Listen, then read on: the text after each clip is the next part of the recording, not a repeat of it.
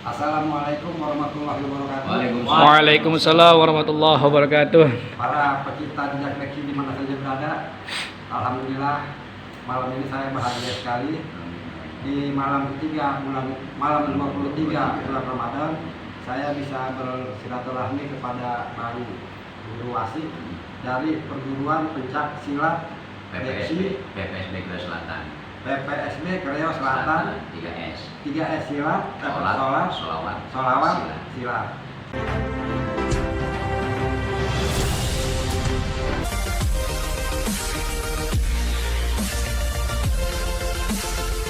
Ditemani sama Babe Komar, Bang Mamal.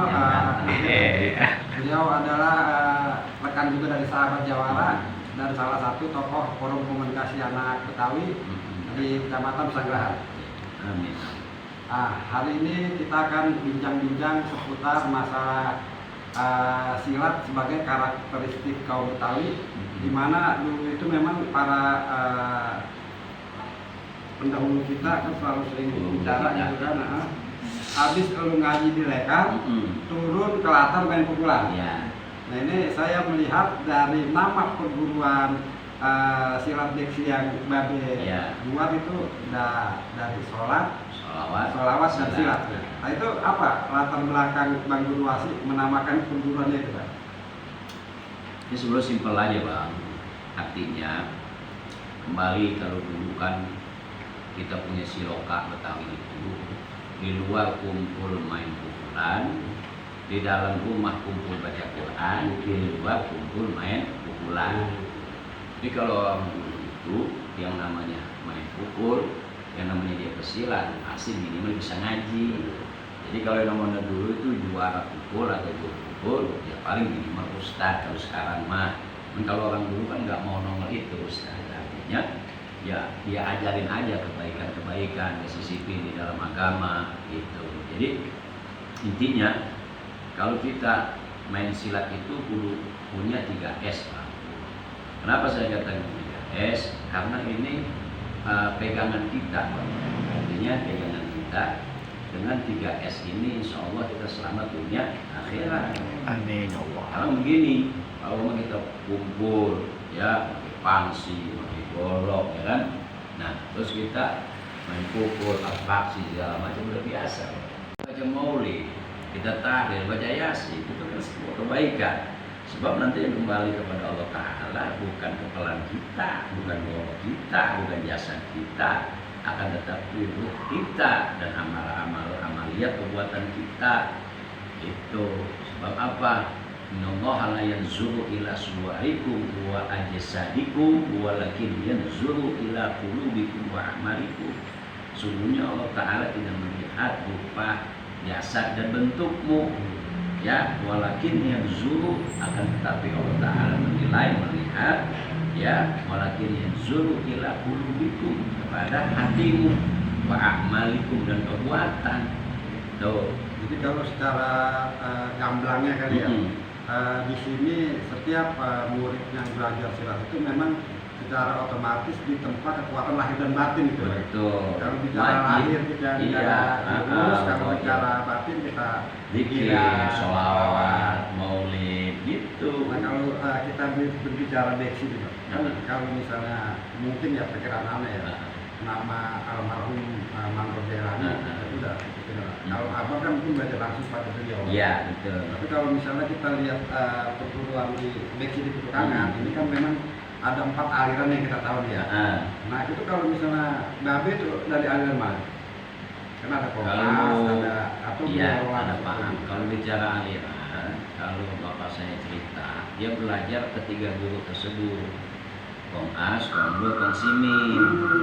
Jadi bapak saya mainan Kong Simin, sepotong, dia pelajari. Kong Nur ketok begini, Kong As ketok ambil, kan begitu.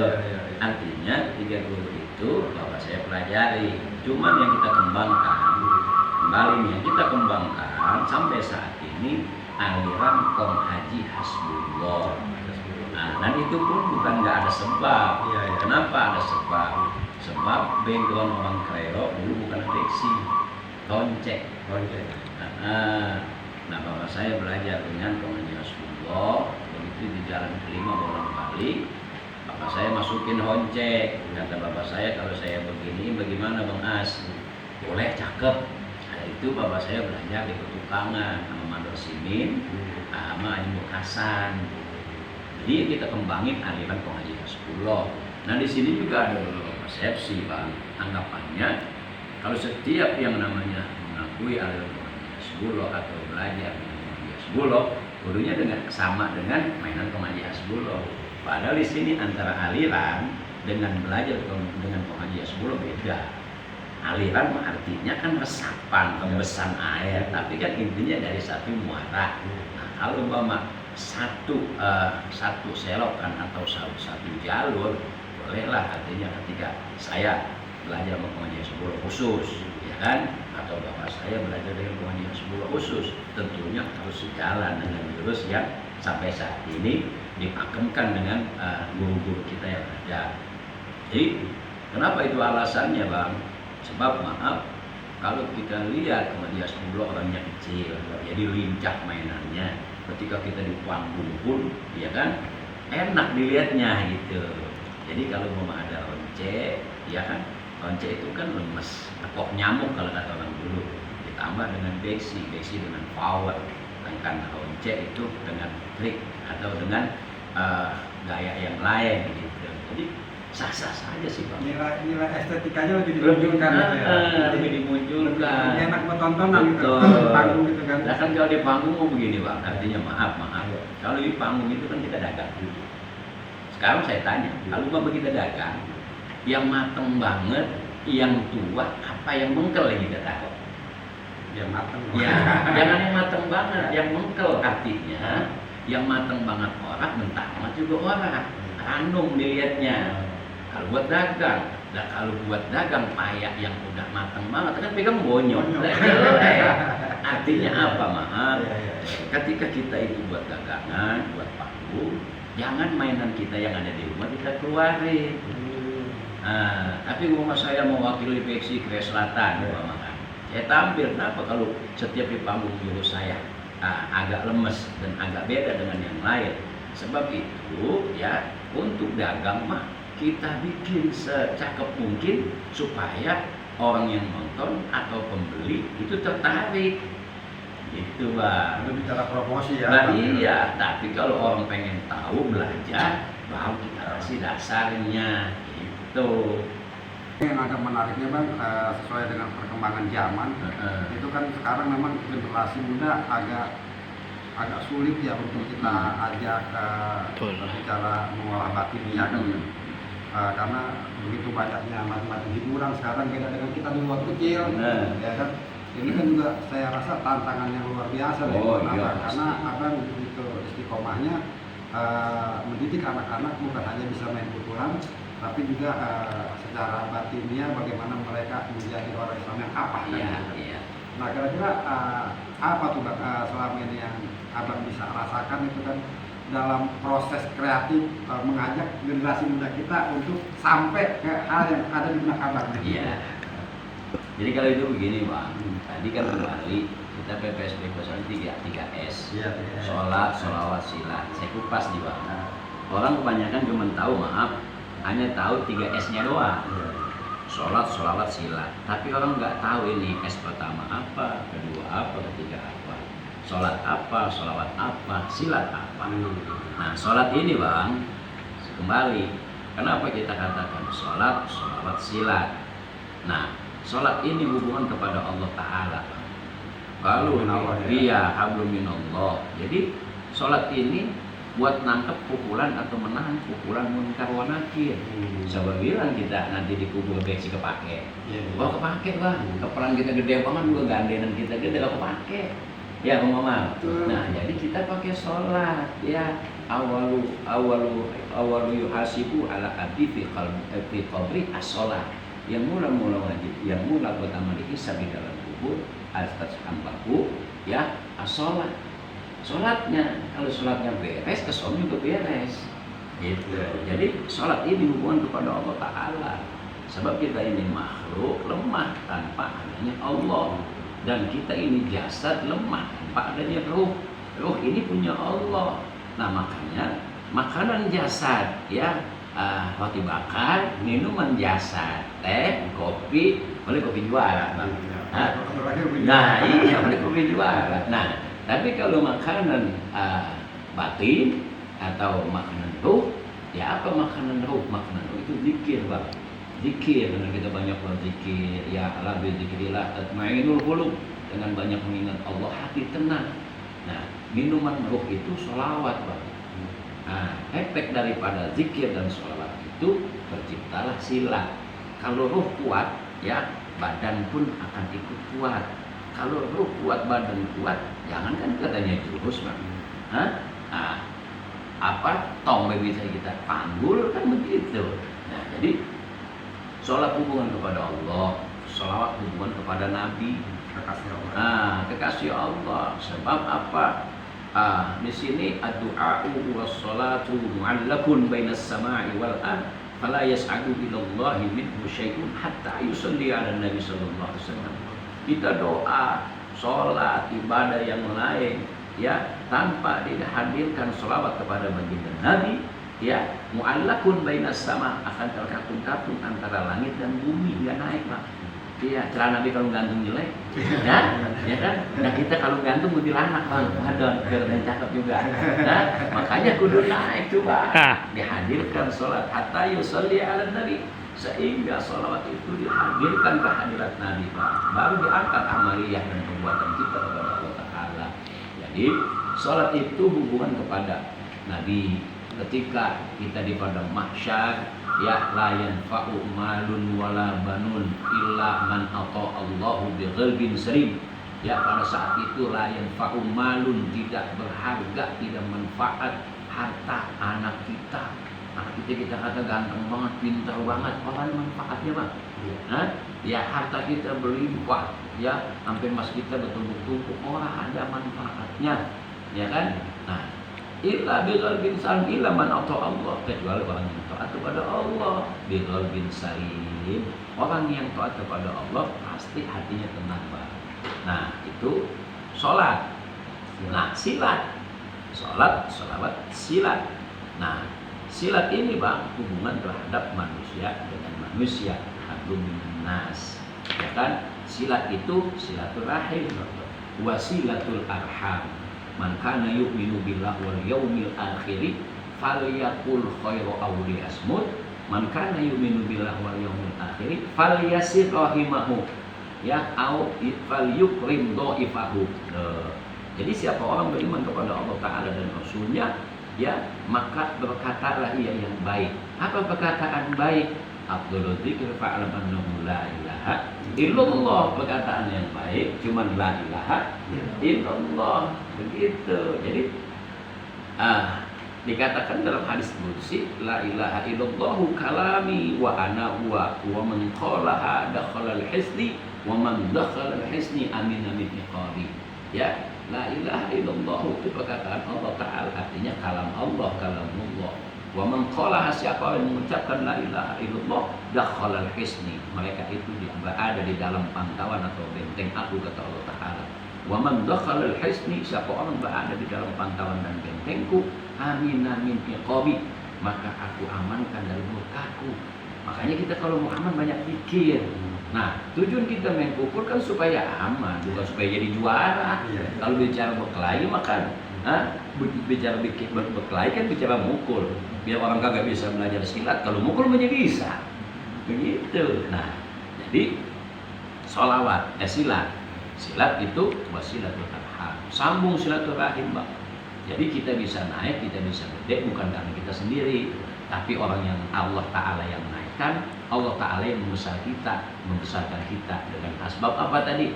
Karena kita menyambung silaturahim tuh, ya. Sedangkan dosa yang sangat besar di Ramadan ini jangan kita kira semua diampuni oleh Allah Ta'ala.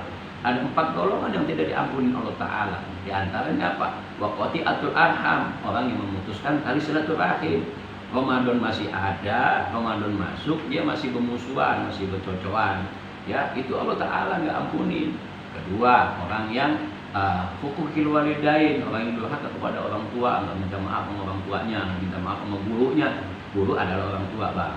Sedangkan orang tua itu, orang tua kandung hanya membesarkan lahiriah, ya, lahiriah. Nah, sedangkan guru itu membesarkan batiniyah, ya, membesarkan batiniyah dan membesarkan roh.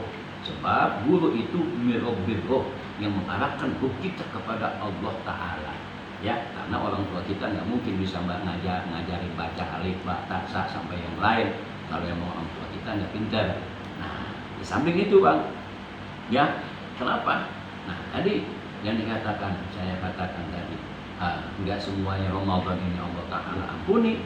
Di antaranya orang yang masih khamar, Bang, orang yang masih bermaksiat kepada Allah, orang yang masih minum minuman keras, orang yang masih berjudi. Ramadan datang masih main gaplek, Ramadan datang masih main catur, Ramadan datang masih main alma, Ramadan datang masih main rambol.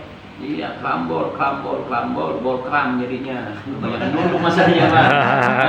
Nah, itu. Iya, bolkram. Nah, jadi kembali silat itu silaturahim, ya. Maka silaturahim ini kita saling kenal mengenal satu sama lain. Kalau kita udah kenal mengenal, ada ribut, Pak. Tapi kalau katanya kita berkawan, kita kenal, tapi masih ribut, masih bercocoran, belum kenal pada hakikatnya, cuma tahu doang. Nih, Bang Mamal begini lagunya umpama, ya, Bang Omar begini lagunya. Tapi ketika dia berbanyoran sama kita marah. Berarti kita belum berkawan, belum kenal, cuma tahu Bang Mamal, belum tahu sifat karakternya bagaimana. Gitu. Jadi kembali lagi tadi, kenapa? Ya, karena kita ini, ya, kullukum ra'i wa kullukum mas'ulun an ra'iyati. Setiap kalian adalah pemimpin dan setiap pemimpin akan memintakan pertanggungjawabannya di hadapan Allah. Kalau bocah cuma kita ajak main pukul, bagaimana supaya mukul orang, supaya nangkap pukulan orang, mau kemana, Bang? Umur 20, 30, 40, 50 masih kekar. 55 masih kekar, 60. Iya, goyang-goyang, Bang, bangun baju kepada keram. Iya kan, lantas dah asam urat. Ya kan, orang bisa dibohongin, Bang. Biar katanya kepalan gede, Bang. Kalau itu udah punya, ya lemes. Itu makanya, itu tadi, Bang. Makanya kita masukin unsur-unsur agama. Maaf, mungkin ada teman-teman atau guru-guru beksi tahu, di dalam beksi jurus pertama ada 8 pukulan, Bang. Ya, maaf. 1, 2, 3, 4, 5, 6, 7, 8. Apakah kita hanya ajarkan begini aja untuk anak murid atau anak didik kita, ya? Tapi kalau kita masukin di dalam unsur agama, Bang, Rabbighfirli warhamni wazkurni warfa'ni warzuqni wahdini wa'afini wa'fu anni. Kalau kita kasih tahu orang ngerti, wa'fu anni, gua maafin dulu. Cuma jodoh dikit. Begitu. Jadi artinya dari dulu juga kita guru-guru kita dulu sebetulnya yang namanya juara itu kiai minimal. Kalau sekarang, kalau dulu mah dia kata orang berpengaruh lah, orang berpengaruh, orang sebagai pamong, ya kan? Ya, cuman orang dulu mah nggak nyata kayak orang sekarang. Kalau dulu mah walaupun dia sebut-sebut mah mengaji mah bisa, ya mengaji mah pintar, walaupun baca orang bisa, ngaji mah tahu huruf, begitu. Gitu, Bang. Nah, para pecinta didik sekalian, luar biasa sekali hari ini. Saya juga secara pribadi mendapat pencerahan dari Bang Guru Wasi. Mudah-mudahan ini juga menjadi pencerahan buat kita semua, ya, maupun para pecinta didik di mana saja berada. Terutama buat Bang Farid yang pada mengontek anak ini kemarin. Oh, Farid namanya. Saya Sony, ya, Bang Sony. Sekarang beliau di Serang. Bang Basir. Kapan-kapan mau silaturahmi juga kita. Mudah-mudahan itu juga seperti yang dikatakan. Bahwasanya di beksi itu sebenarnya bagaimana kita menyatukan secara itu antara kekuatan jasmani dan rohani. Betul. Dan itu di perguruan beksi PPSB Persatuan Pencak Silat Beksi Riau Selatan. Sudah mulai dibangun, Bang. Iya. Jadi maaf, jadi kita itu, ya, kenapa kita bikin PPSB, Bang? supaya enggak terlalu vulgar dengan beksinya. Jadi PPSB itu Persatuan Pencak Silat Beksi, menyatukan beksi khususnya silat-silat lain pada umumnya. Kita berlebih kepada ukhuwah, Kembali ke silaturahim. kembali silaturahim. Luar biasa. Memang Silat, landasannya itu. iya, jadi silat silaturahim, Bang. Jadi kembali, kenapa? Ya, kalau hanya kembali, saya jelaskan sedikit ya. Kenapa kita tiap-tiap pesilat atau tiap minimal beksi lah ya. Itu saya dari dulu pengen begini, Bang. Saya pengen ditempatkan itu bentuk PPSB lain. Artinya dengan kolak, dengan pengurusan, dengan apa ADT yang lain itu silakan. Yang penting kita tulis PPSB, umpama PPSB Petukangan, Pencak Silat Beksi Petukangan, PPSB Pondok Betung. Saya kan PPSB Kreo. Jadi jangan takut nantinya ya di sini ketuanya, di sana bukan, nggak begitu. Jadi PPSB ini silat hanya wadah. Hanya wadah. Tujuannya apa sih kita? Tujuannya membina silaturahim, yang mengarahkan anak muda ke hal yang lebih baik, menjauhkan generasi muda dari segala macam narkoba, ya kan? Dan memupuk ukhuwah silaturahim silat di antara sesama. Jadi orang dulu kan begini, Bang. No Petukangan, anak kawan gua. Kalau mau ngapa-ngapa tanya dulu, mau Pondok Betung anak kawan gua. Kalau mau berkelahi tanya dulu. Jadi akhlak itu, Bang, maaf, itu di dalam hadis dikatakan la adaba lahu la ilma lahu. Ya, la wara'a lahu la adaba lahu. La adaba lahu la ilma lahu. Artinya apa? La wara'a lahu, siapa orang yang tidak mempunyai kewaraan. Kewara' itu hati-hati. Artinya lebih nunduk. Wara' itu orang yang nunduk, orang yang lebih merendah diri. Tawadu. Siapa orang yang tidak la wara'a lahu la adaba lahu. Siapa orang yang tidak punya sifat nunduk atau tawadu atau lemah lembut atau lebih merendah, la adaba lahu, berarti orang itu tidak mempunyai adab. Ya, la adaba lahu, siapa orang yang tidak mempunyai adab, la ilma lahu, maka dia tidak mempunyai ilmu. Jadi kedudukan adab ini, akhlak lebih tinggi daripada ilmu. Lebih baik sedikit akhlak, ya, lebih baik sedikit akhlak daripada banyak ilmu. Nah, ya, lebih baik dikit akhlak daripada banyak ilmu. Daripada banyak ilmu nggak punya adab. Jadi ingat omongan Sultan Aulia, kalau bicara ilmu, saya aja ilmunya banyak. Nah, benar. Jadi memang adab gitu. Adab. Dan Allah itu diturunkan ke muka bumi juga kan untuk membedakan akhlak. Nah, iya, kembali Rasulullah itu innama bu'istu liutammima makarimal akhlak. Ya, aku diutus untuk menyempurnakan akhlak. Berarti kalau menyempurnakan pada saat itu, ya, orang-orang Yahudi, ya, orang-orang Quraisy bukan nggak punya adab, bukan nggak punya ilmu. Ilmu ada, adab ada, cuman kurang sempurna. Makanya turunlah agama Islam dibawa oleh Rasul untuk menyempurnakan akhlak. Kalau kita akhlak dulu begini, Bang, orang Nomoja kalau tapi cakep, tapi kalau lewat sopan, anak siapa sih itu? Anak Bang Komar, pantes dia mah. Bapaknya juga pembares banget, gitu ya. Orang dulu begitu, Bang. Jadi ada tandanya. Jadi maaf kalau orang dulu bilang begini, Bang, sejelek-jeleknya, secakep-cakepnya anak, sejelek-jeleknya orang tua, secakep-cakepnya murid, sejelek-jeleknya guru. Kenapa saya katakan begitu? Anak kita kata udah cakep banget, ya. Orang tua udah cakep banget nih, ya. Orang tua udah cakep banget. Tapi anak sekali melakukan kesalahan, ya, orang tua yang disebut. Anak siapa itu? Anak Bang Komar. Apa lagunya begitu? Ya pantas dia membawanya begitu. Padahal Bang Komar nggak tahu apa yang dikerjain sama anaknya. Nah, begitu juga sebaliknya. Ketika ya anaknya Bang Komar mah orang tapi bagus, maaf ya, artinya ini mama contoh Bang Komar tapi bagus, tapi anaknya adabnya bagus, ya. Anak siapa itu? Ya, anak Bang Komar. Lah, Komar kan tapi begitu, ya. Tapi berarti si Komar didik anak cakep juga tuh. Anaknya ada juga Bang orang bares. Artinya Bang Komar nggak tahu. Nah, makanya dikatakan secakep-cakepnya orang tua, sejelek-jeleknya anak. Ya, sejelek-jeleknya, secakep-cakepnya, sejelek-jeleknya anak, secakep-cakepnya orang tua. tua. Begitu. Jadi ketika secakap-cakapnya guru, secakap-cakapnya murid, sejelek-jeleknya guru.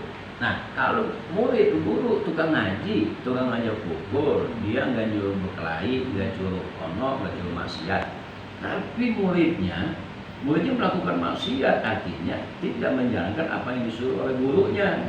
Maka yang disebut gurunya itu muridnya siapa sih itu? Muridnya mau ngasih, gue pantas dia mah.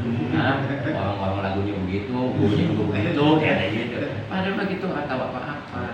Nah, makanya di sini ya khusus juga untuk para murid-murid, ya makanya bisa menjaga nama baik perguruan, ya menjaga nama baik perguruan. Kita ada ikrar, ada 5 ikrar, Bang. Ikrar pertama patuh serta taat. Pertama iman kepada Allah Ta'ala dan Rasulnya, wajib. Kedua menjalankan sholat 5 waktu, wajib. Ketiga patuh serta taat kepada kedua orang tua dan guru, wajib. Keempat menjalin silaturahim, menjaga nama baik perguruan. Nah, kelima itu ya berbuat baik kepada sesama insan atau manusia. Makanya maaf di sini saya beksi, bukan berbaktilah engkau, Bang. Nah, kan kalau beksi berbaktilah engkau kepada sesama insan. Nah, tapi kalau saya di sini beksi itu berbuat baiklah engkau kepada sesama insan. Kenapa bisa begitu? Sebab kalau dikatakan bakti antara anak kepada orang tua, antara anak kepada orang tua bakti. Nah, antara makhluk dengan kholik itu bakti. Kita nih makhluk ciptaan Allah Ta'ala, kalau dikata bakti itu kepada Allah.